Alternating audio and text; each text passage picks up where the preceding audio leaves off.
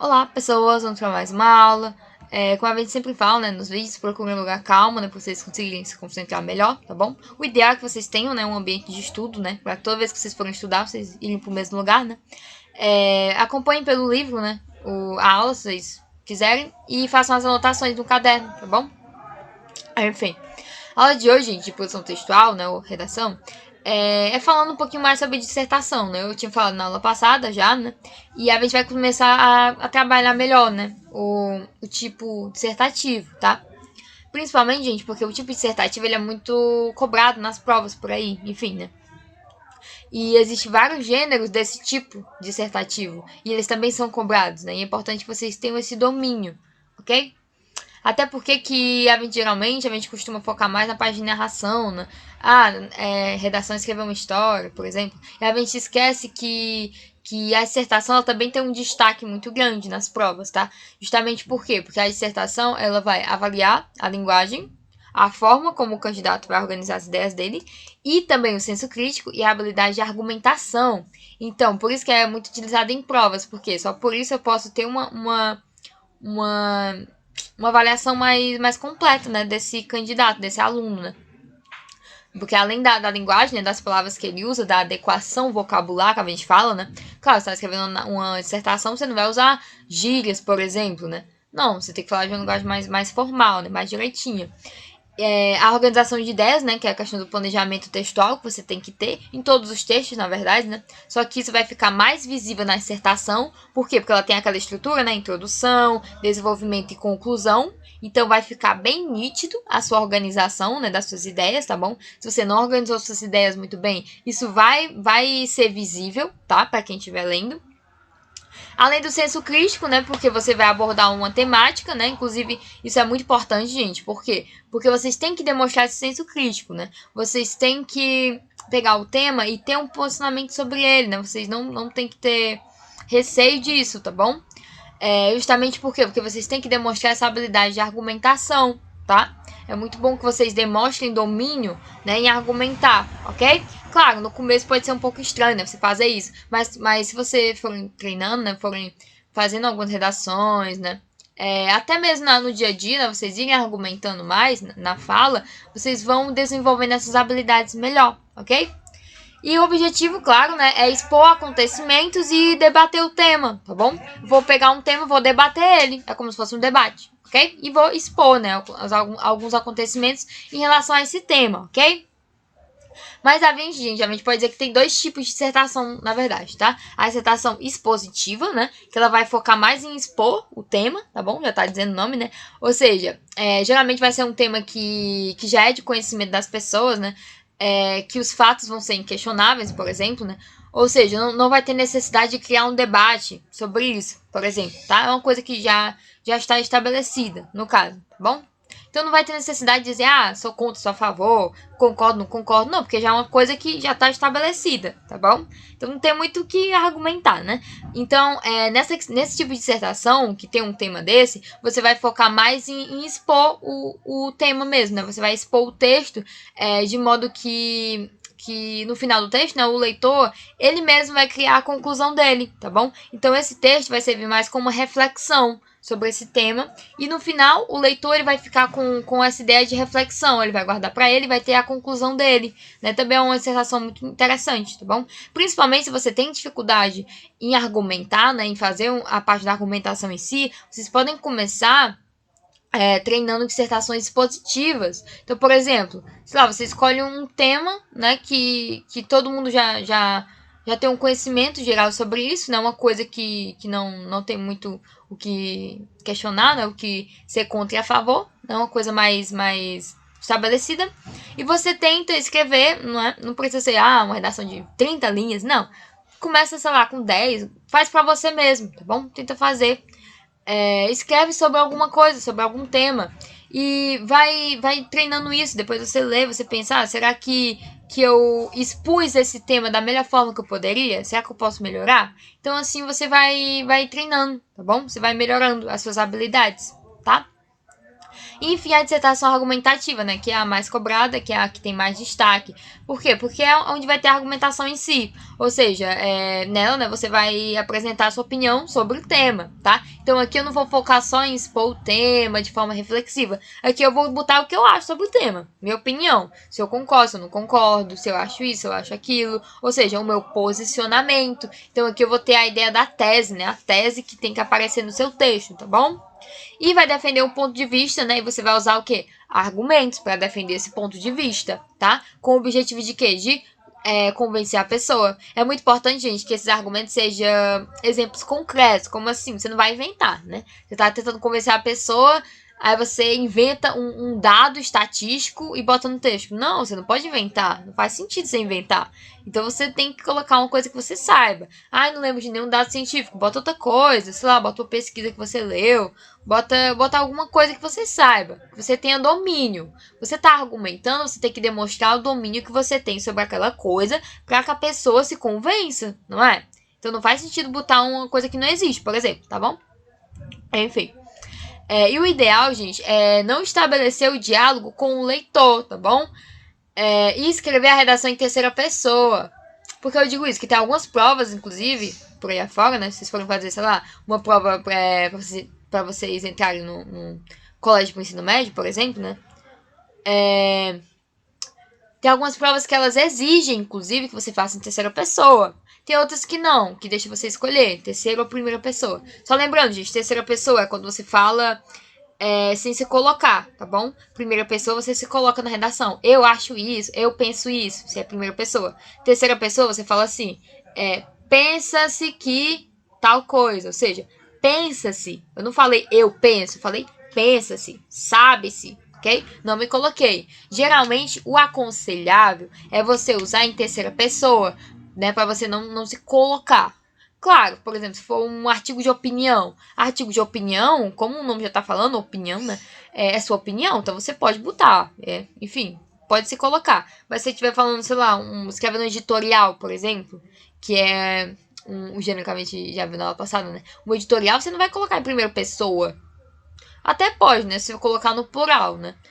Nós pensamos isso e tal. Mas o aconselhado é em terceira pessoa sempre, pro gênero dissertativo, porque ele é um gênero que ele é um pouco mais formal, tá bom? Você tá expondo um tema. Se ele é mais formal, o ideal é você ter esse distanciamento do tema, porque o que é que você vai fazer? Você vai pegar o tema, você vai analisar ele, e você vai debater sobre ele, você vai expor e você vai debater, ou seja, você não precisa estar tão próximo assim do tema. O ideal é você ter um distanciamento para você conseguir analisar melhor, conseguir avaliar melhor e conseguir convencer a outra pessoa também, né? Se você estiver fazendo uma dissertação argumentativa. Então, por exemplo, se você quer convencer uma pessoa, você acha que a pessoa vai se convencer mais. Se você colocar assim, eu acho que tal coisa é certa. Ou se você colocar, de acordo com dados da empresa tal, tal coisa é mais coerente com a realidade. Então, se eu tenho essas duas possibilidades, você, leitor, né? Se você estivesse lendo um texto desse, dois textos, um texto tá assim, eu acho que tal coisa não deveria acontecer.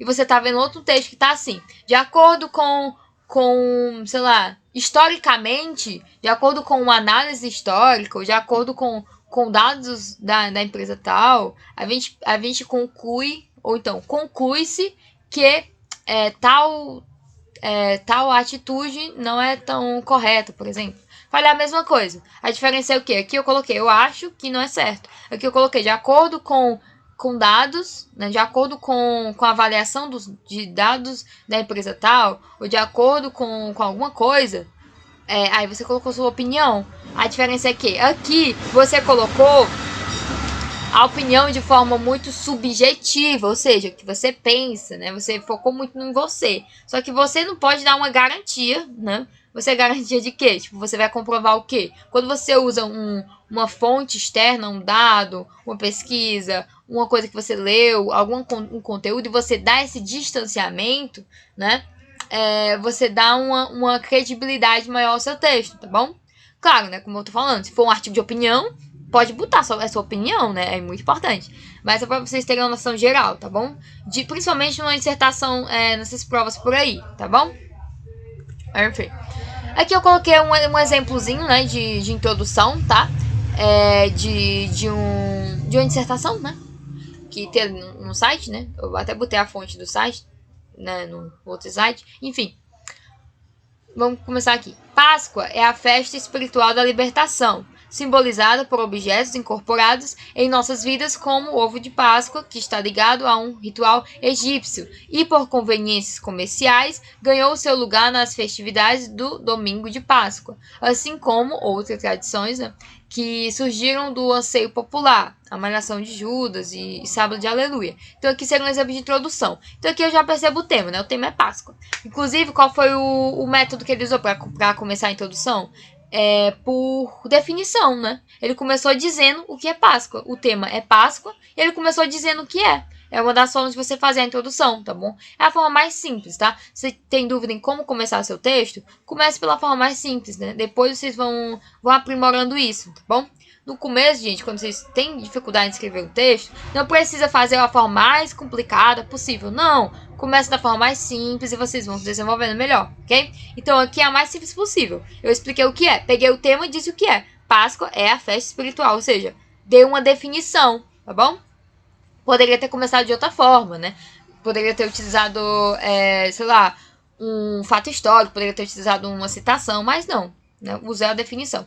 Beleza, então aqui a gente tem um exemplo de introdução. E só por aqui a gente percebe que é uma dissertação o quê? Expositiva ou argumentativa?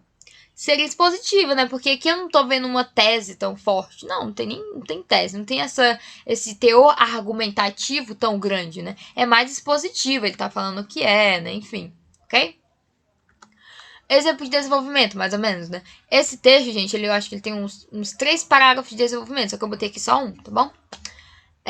Inclusive, tem essa questão também, né, da estrutura. A introdução geralmente tem só um parágrafo, tá? Um de introdução, um de conclusão. O desenvolvimento vai ter entre 2 a 3. Pode ser que tenha só um também. 1 a 3, tá? Enfim, vai dependendo do texto, tá? Mas a verdadeira Páscoa está narrada em Êxodos, e depois a nova Páscoa está descrita no Evangelho de Jesus Cristo como a vitória do Filho do Homem. A primeira Páscoa da história foi celebrada pelos hebreus no século 13 a.C., para que todos lembrassem que Moisés, com a ajuda do Senhor, salvou o seu povo das mãos do faraó. Assim, o cordeiro foi o sinal da aliança e o anjo poderia salvar quem estava com Javé ou Jeová. Enfim, então aqui a gente tem, né, o primeiro parágrafo dessa dissertação, tá, que está falando sobre a Páscoa.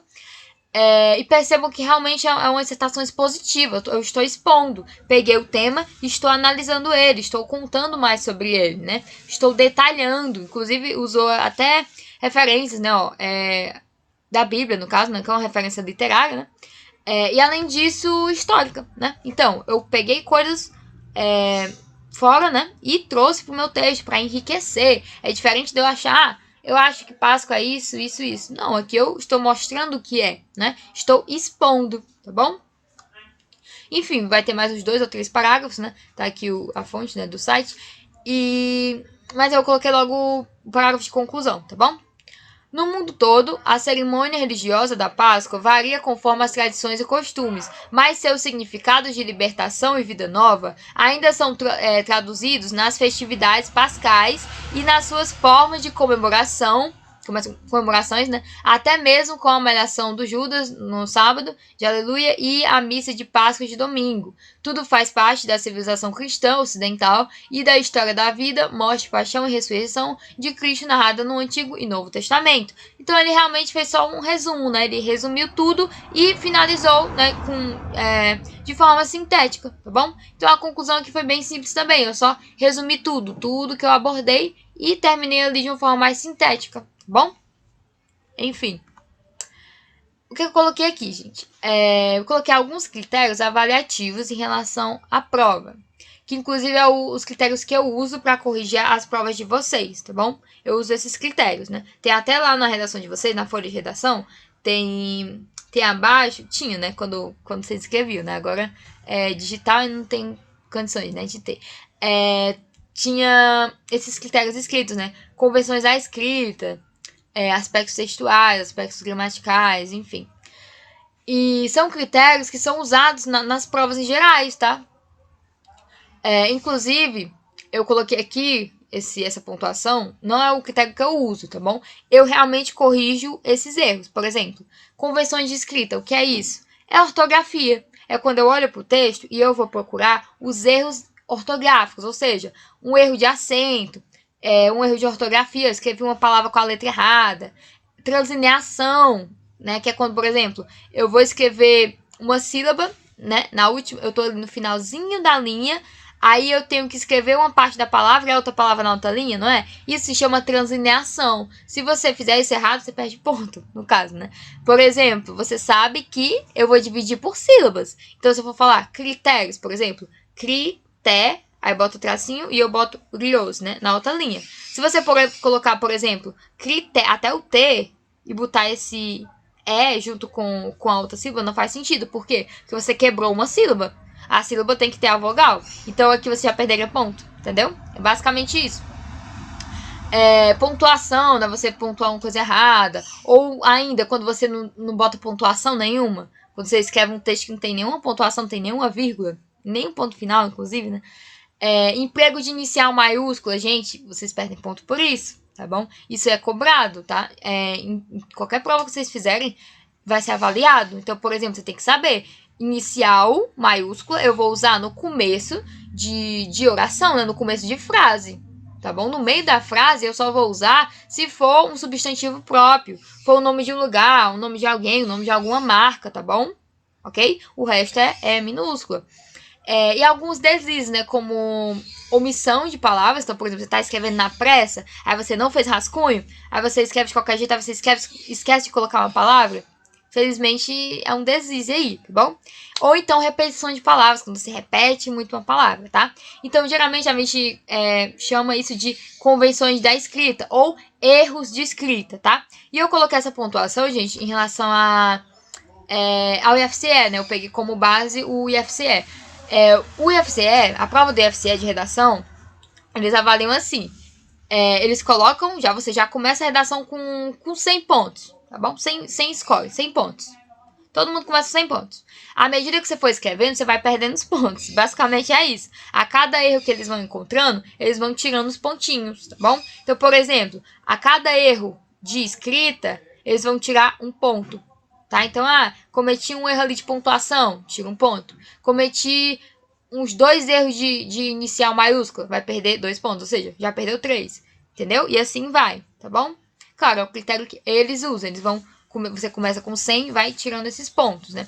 Inclusive, eu tinha o intuito de implementar essa avaliação com vocês, tá? Mas, claro, não vou fazer isso agora, tá bom? Vai ser mais pra frente, né? Vai ter um momento que eu vou, né, treinar com vocês isso, né, esses critérios, para vocês irem avaliando os próprios erros de vocês, tá bom? Mas por enquanto não vai ser assim. Eu não vou começar com 100 e tirar ponto, não. Mas o que é que eu faço na redação de vocês? Eu vou ver esses erros, eu vou analisar esses erros, e se tiver,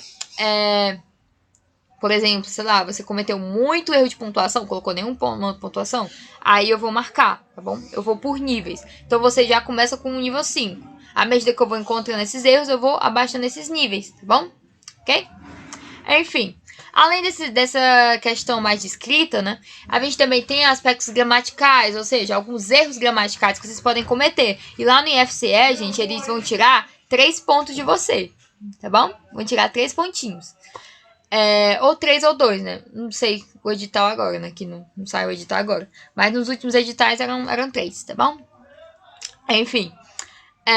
Aqui eu tenho alguns exemplos, né, de erros que vocês podem cometer em relação à gramática, como assim, né? Por exemplo, flexão, nominal e verbal, e concordância também, né, nominal e verbal. Claro, essa parte de concordância e regência também, a gente vai estudar melhor com calma, tá bom? A gente ainda vai estudar daqui até o final do ano, tá? Mas enfim, concordância só por alto. Por exemplo, se eu falar assim, eles foi. Eles, plural, foi, singular.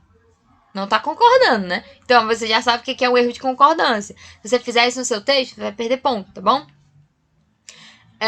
Enfim, e a flexão também em relação a isso, né? A essa mudança, né? Do singular para o plural, feminino para o masculino, tá bom? As flexões de gênero e de número, né? Que as palavras têm, né? E também dos verbos, tá bom, gente? Só que caso dos verbos, tem mais outros tipos de flexões, né? Que tá aqui no item 4. Em relação ao tempo verbal, ao modo e ao aspecto verbal. Então, por exemplo, você tá falando no presente, aí do nada você coloca o verbo no futuro, você conjuga no futuro, você esquece, né? Por exemplo, você quer falar assim, eles fizeram, tipo no passado, eles fizeram isso ontem, só que você escreve com o R, o A e o tio, não é? E isso, na verdade, tá errado. Por quê? Porque essa conjugação é do futuro. Então, você cometeu um erro aqui, tá bom? Isso é importante que vocês se atentem a isso, tá? Colocação pronominal, a gente também vai estudar, né? Agora a gente vai estudar, no bimestre agora, tá? Quando acabar isso. Mas em relação ao pronome, né? Ao pronome o quê? Oblíquo. Por exemplo, me, ti, tá? Então você falar assim, sei lá, deixa eu ver, eu te liguei. Quando eu falo eu te liguei, esse ti, ele tá colocado antes do verbo, né? Eu te liguei. Mas, por exemplo, pode ser que eu fale, eu coloque esse pronome depois. Se eu falar assim, liguei-te. Cara, ninguém fala isso no dia a dia, mas é uma forma de falar, tá? Inclusive tá correta. Enfim, a gente vai estudar melhor depois, tá bom? Agora, a gente vai estudar se eu coloco antes, eu coloco depois, tá? Enfim. Construção do período é em relação a tudo que vocês veem em gramática, basicamente, né?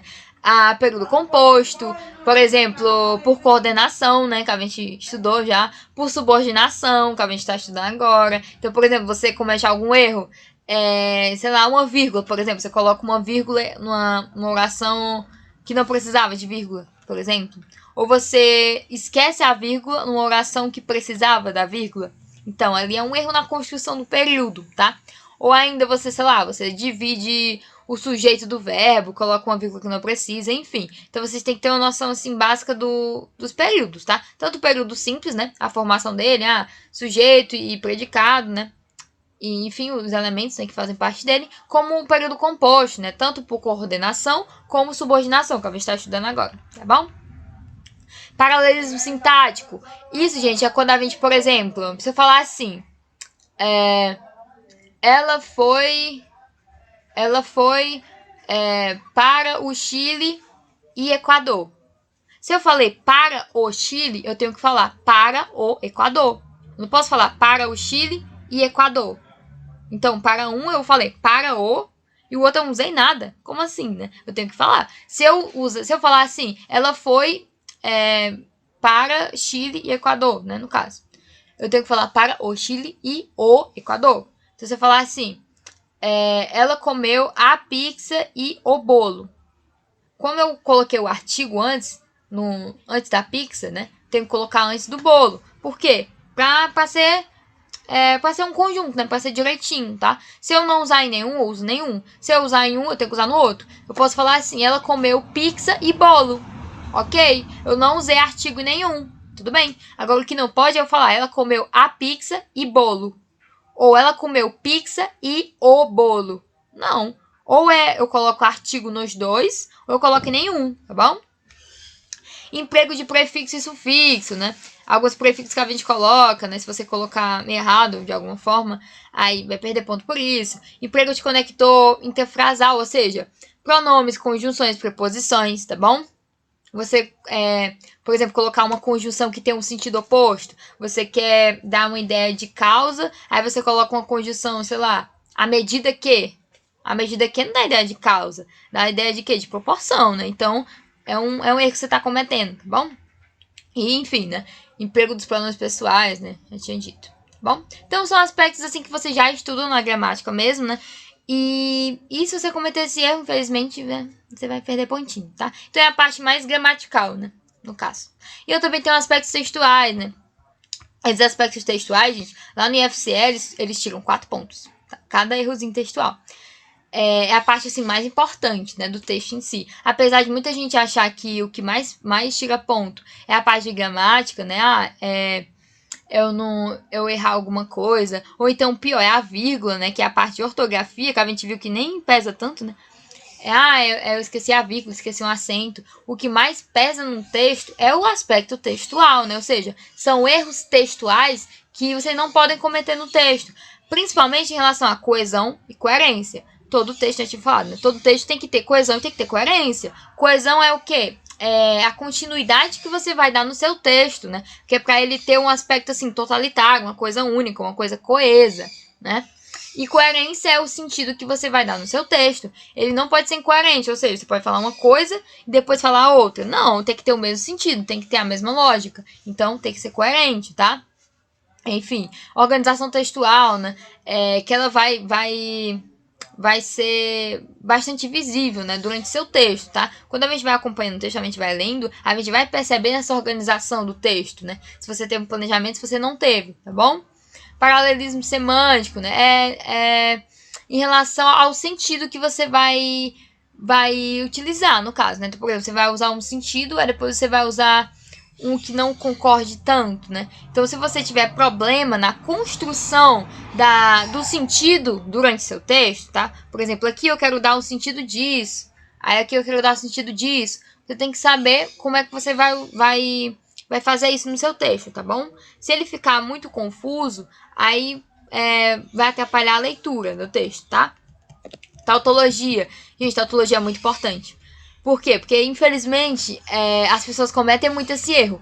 Basicamente, é a repetição de pensamento. Então, eu não tenho repetição de palavras, não é? Eu também tenho repetição de pensamento, ou seja, às vezes você nem colocou a mesma palavra, você falou com outras palavras, mas você falou a mesma coisa. Então é aquele texto que você lê e parece que você não sai do lugar, você tá no mesmo lugar. Você fala uma coisa, depois volta para essa coisa, depois volta para essa coisa, depois volta para essa coisa, parece que você tá num loop, não sai mais. Por quê? Porque você está repetindo pensamentos. Você não pode fazer isso, porque o texto tem que ser progressivo, tem que começar com uma coisa, depois vai outra, né? Tem que seguir uma sequência ali, tá bom?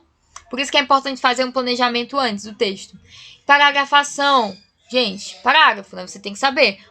O parágrafo tem que ter uma margem, tem que começar com letra maiúscula, tem que terminar com ponto final, não pode ser muito curto, né? Por exemplo, ter só uma frase, fazer um parágrafo com uma frase. Claro, se for uma narração, pode ser, mas uma dissertação, você vai escrever uma dissertação e o primeiro parágrafo tem, sei lá, uma frase, duas frases na introdução, aí você fica, né? Tem que ter uma lógica. Então, por exemplo, você escreveu 20 linhas, você não pode, sei lá, fazer o primeiro parágrafo com uma linha, aí fazer o segundo parágrafo com 15 linhas, e o terceiro com 3, e o outro, entendeu? Aí fica tipo assim, um texto todo remendado, parece que não tem lógica.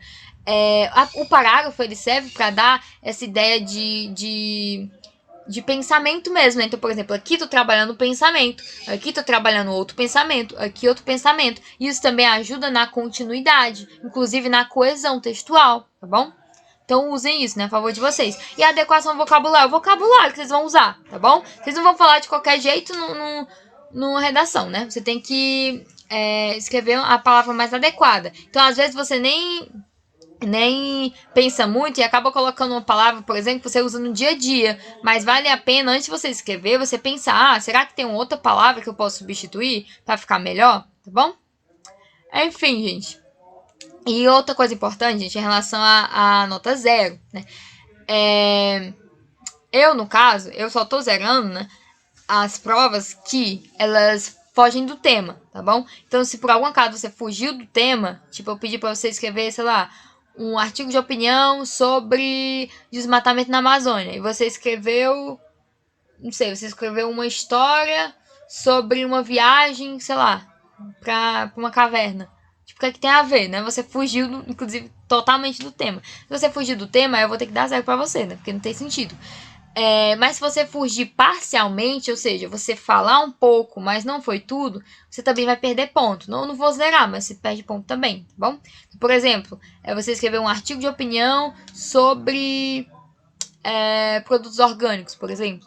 Você até falou um pouquinho de desmatamento, mas você falou basicamente produto orgânico. Tem a ver, mas não foi isso que foi pedido, tá bom? Então é muito importante, gente, principalmente se vocês forem fazer alguma prova, né, pro ensino médio, enfim, vocês prestarem atenção no comando, né, na proposta que vai estar lá, porque ela vai explicar o tipo que você vai usar, né, o tipo textual, o gênero textual, vai explicar o que é que você tem o que é que tem que ter, o que é que não tem que ter. Às vezes é bem específico, por exemplo, diz, tem que escrever um conto no foco narrativo em terceira pessoa, com 3 personagens, com isso, às vezes é bem específico, às vezes nem tanto, mas é importante vocês prestarem atenção, tá? Enfim, eu coloquei aqui alguns critérios que algumas provas por aí, né, elas têm, né, para dar nota 0. Então, por exemplo, escrita ilegível. Se você fizer uma prova por aí que você a sua letra não foi legível, aí eles vão dar logo um 0. Eles vão nem se preocupar em ler. Inclusive, se, por exemplo, é uma prova que tem que fazer com caneta azul, aí você faz caneta preta. Ou então, você faz caneta vermelha, caneta verde. Eles não vão ler, não vão corrigir, não vão nem corrigir sua redação. Então, vão dar um 0 para você, tá? Identificação na folha. Isso é muito importante. A maioria das provas por aí não permite que você identifique seu nome na folha. Como assim não identificar? Claro, vai ter um lugar para você colocar seu nome. Mas, por exemplo, terminei uma redação. Escrevi aqui a minha dissertação, aí no final eu vou assinar. Você não vai assinar, não tem que assinar, tá bom? Por mais que seja um artigo de opinião, por exemplo, fiz um artigo de opinião, vou acabar aqui, vou assinar. Não assine, tá? Não é para assinar. Até mesmo quando pedir carta, por exemplo, eles vão pedir a carta e toda carta não tem uma assinatura no final, né? A maioria vai dizer assim, não precisa assinar, tá bom? Ou vai pedir para você inventar um outro nome, tá? Geralmente eles não pedem, eles não permitem, porque é uma coisa mais formal, tá bom? Escrita em verso. Gente, não, né? Nenhuma prova por aí vai pedir para vocês escreverem no formato de um poema, né? Que eu tenho conhecimento não, pelo menos. Pode ser que tenha uma aí. Geralmente é em prosa. Então a gente tem poema, que é em verso, e prosa, né? Que é essa estrutura que a gente conhece, né? Que é por parágrafo, tá? Então não escrevam em poema. Não há atendimento ao tipo proposto, né? Então, eu peço para você escrever uma crônica, você escreveu uma fábula. Eu peço pra você escrever um artigo de opinião, você escreveu, sei lá, um conto, escreveu uma carta. Então, não, né? Então, não tem sentido, tá? E o não atendimento ao tema, né, que eu falei. E, inclusive, tem alguns lugares que eles não permitem citação. Ou seja, você não pode fazer citação. Então, aqui não é no caso do IFCL, não permite que você faça citação, tá bom? Então, não faça citação, tá? Mas, no caso, se vocês for fazer, por exemplo, a prova da escola, pode usar citação, tá bom? Mas se vocês já quiserem não usar, tá? Pode usar outra coisa, pode usar um dado, pode usar um filme que você viu, uma série, um documentário, um livro que você leu, tá bom? Só não faça citação. E geralmente o texto vai ter entre 25 a 30 linhas, tá bom? Geralmente, por aí tem. Pode ser que tenha até 20, né? No caso. Inclusive, a maioria dessas provas, eles vão retirar um ponto, ou 2 ou 3. O IFC eu acho que é 3 pontos que vai tirar para cada linha que você não escrever. Então, se ele tá pedindo para fazer no mínimo 25 linhas, você faz 20 linhas, você vai perder 5 pontos, no mínimo, tá? Para cada linha que você deixou em branco, tá bom?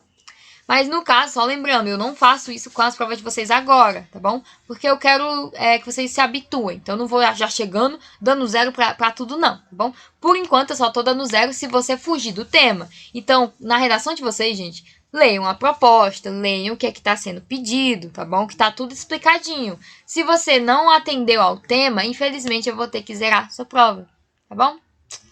E é isso. Se vocês tenham entendido, se vocês tiverem alguma dúvida, vocês podem rever a aula, né? Ou as outras aulas no canal da escola.